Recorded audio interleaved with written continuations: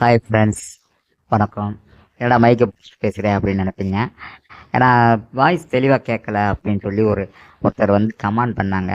அவங்களுக்காகவும், ரெண்டாவது என்னுடைய ஃப்ரெண்டுகளுக்கு மற்றவங்களுக்கெல்லாம் ஒரு ஒரு 4-5 பேர் வந்து தேனியிலேருந்து சேர்ந்தவங்க. சில பேர் கேள்வி கேட்டாங்களாம், அடுத்து என் பொண்டாட்டி போட்டிருக்கேன் வந்திருக்கேன் அப்படின்னு சொல்லி. இந்த ஃபோட்டோவில் போட்டிருக்கேன் பார்த்தீங்களா, இது என் பொண்டாட்டி. ஒரு நாள் 2 நாள் போடல. அவள் எப்போ இத்தனை நாள் எங்கே கிடந்தியான்னு தெரியல, எதை பார்த்துட்டு இருந்தாங்கன்னு தெரியல அந்த பொண்டு பயிலுங்க. அவங்க கேட்டிருக்காங்க, என்ன பார்த்து முன்னாடி போட்டிருக்கேன் அப்படின்னு சொல்லிட்டு இருந்திருக்காங்க. அவங்களுக்கு நான் என்ன சொல்கிறேன்னா, 2019 இன்னைக்கு 2026, 8 வருஷமாக இந்த வீடியோவை பார்க்கவே இல்லைன்னா அவனை மாதிரி ஒரு குருட்டு பையன் எவனுமே கிடையாது. குருட்டு கபதி எவனுமே கிடையாதுன்னு நான் சொல்லுவேன். ஏன்னா இத்தனை நாளுமே போட்டுட்ருக்கேன். 2022 4வது மாதம் 22ஆம் தேதி வரைக்கும் அவன் இன்னொருத்தனுக்கு பொண்டாட்டியாக தான் இருந்தான்.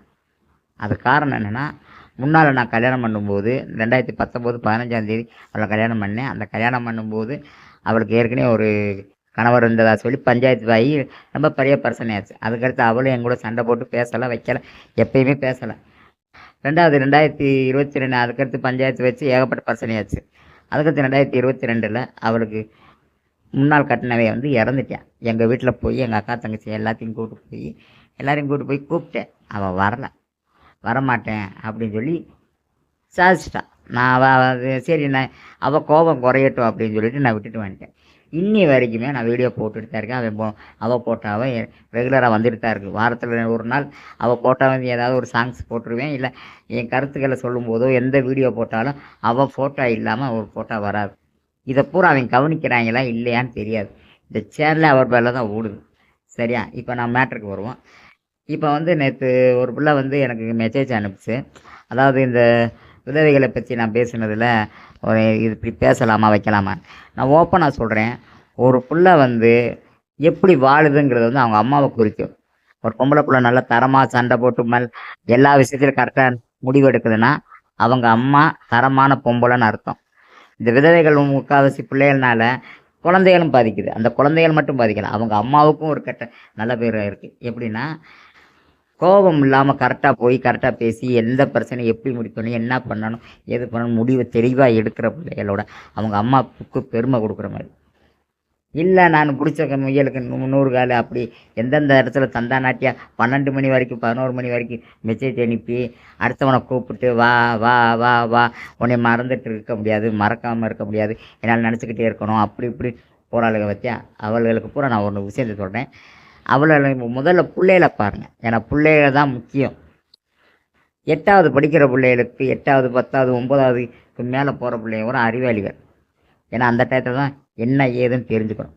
அதை விட குழந்தைகளுக்கு வந்து நல்ல எதிர்காலம் வந்து தாய் அவர் குழந்தைகள் வந்து நல்லவராவதும் தீயவராவதும் அவங்க தாய் தகப்ப வளர்ப்புலம்பாங்க.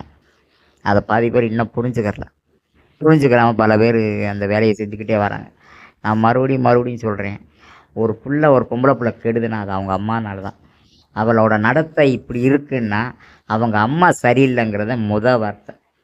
அவங்க அம்மாவுக்கு பேர் வரும், 2வது பிள்ளைகளுக்கு வரும். பிள்ளைகளோட நிலைமையை பொறுத்த வரைக்கும் சொல்லப்போனால் அவங்க அம்மாவை பார்த்து தான் கற்றுக்குறோம். அம்மா இப்படியெல்லாம் பண்ணுது. அப்போ இப்போ 4 பேர் சொல்லுவாங்க, உங்கள் அம்மா என்ன தரங்கட்டு அண்ணன் தம்பின்னு கூட பார்க்காம போகிறான், அக்கா தங்கச்சி கூட அண்ணன் மாமனுக்கு எவன் வந்தாலும் இடிச்சிட்டு போகிறான் வைக்க போகிறாங்கிறது அந்த பிள்ளை காது கேட்காம தெரியாது. எல்லாரோட இழிச்சு மாமனுக்கு வராங்க, அந்த அவன் வரையா இவன் வரையா, எல்லாரையும் சொந்தக்காரங்க எல்லாரையும் எல்லாரும் ரத்தம்னா எல்லாரோடையும் படுக்கலாமா? அது தப்பு.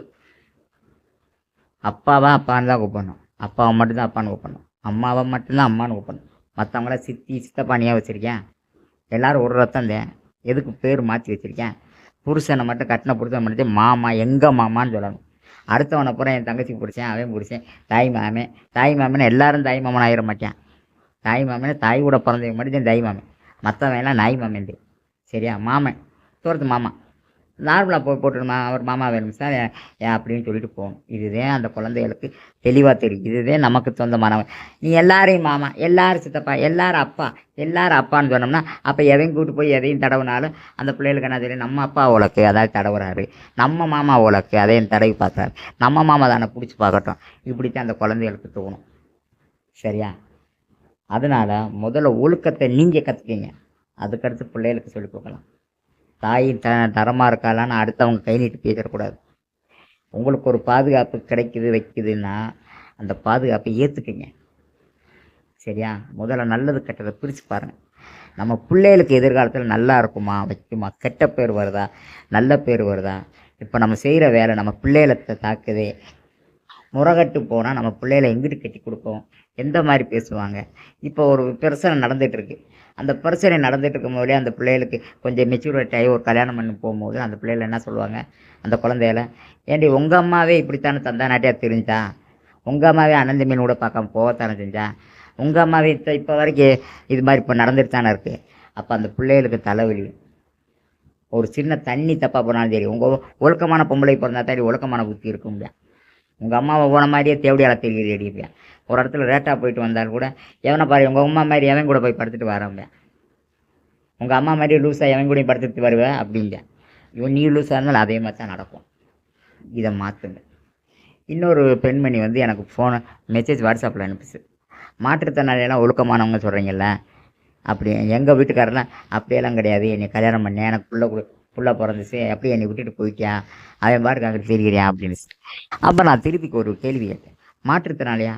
அவர் எப்படிம்மா மாற்றுத்திறனாளியா ஆனார்? மாற்றுத்திறனாளினா பிறந்த மோசிலேவா இல்லை இடையில எப்படிம்மா ஆச்சு, போலியோவா என்ன ஏதுன்னு? அப்படியெல்லாம் இல்லை. 20 வயசு வரைக்கும் அவன் நல்லாத்தையும் சுற்றிட்டு இருந்தார், சரக்கு நல்லா போட்டார், அதில் போய் ஃப்ரெண்டுகளோடு போய் விழுந்தவர் கால் நொண்டியாக போச்சு. அவரை பார்க்கும்போது எனக்கே பாவமாக இருந்துச்சு. இந்த மாதிரி போனேன், இந்த மாதிரி ஊனமாகி அவரால் ரொம்ப கஷ்டப்பட்டார். நான் அவரை பாவம் பார்த்து கட்டிக்கிட்டேன். அந்த கட்டிட்டதுனால அவரை பார்க்க எனக்கு பாவமாக இருந்துச்சு. அப்படி அதனால் நான் அவரை கல்யாணம் முடிச்சேன். இப்போ கடைசியில் இப்படி ஆகி போனேன். ஏமா அவன் பொச்சு கொளுத்து போய் அவன் மாற்றுத்திறனாளினா என்னென்னு அர்த்தம் தெரியுமா? மாற்றுத்திறனாளினா அவனுக்கு மாற்றமாகி கை கால் எல்லாமே புத்தி எல்லாமே மற்றவங்கள விட 100 மடங்கு அதிகமாக வேலை செஞ்சாச்சு அவன் மாற்றுத்திறனாளி. நல்லா நார்மலாக இருக்கிறவனுக்கும் அவனுக்கு நிறைய வித்தியாசம் இருக்கும். 100% வித்தியாசம் இருக்கும். 99% எல்லாம் இல்லை, 100% வித்தியாசம் இருக்கும். அவனுக்கு இவனுக்கும் இருக்க வித்தியாசம் வேறு. அதை விட்டு நல்லா கரெக்டாக வாட்ட சட்டமாக வளர்ந்துருக்கவனை போய் காலை கொளுத்து போய் தண்ணியை போட்டு கஞ்சா போட்டு விழுந்து கிடந்தவனை போய் நான் உட்காந்துக்கிட்டு மாட்டுத்தனாலேன்னா அதை ஏற்றுக்கிற முடியாது. சரியா? அதே போல் பிள்ளைகளை வந்து வளர்க்குறதுக்கு சில விஷயங்கள் இருக்குது. அந்த பிள்ளைகளை வந்து முழுக்க முழுக்க நல்லபடியாக வளர்க்குறதுக்கு வழி பண்ணுங்க. சரியா?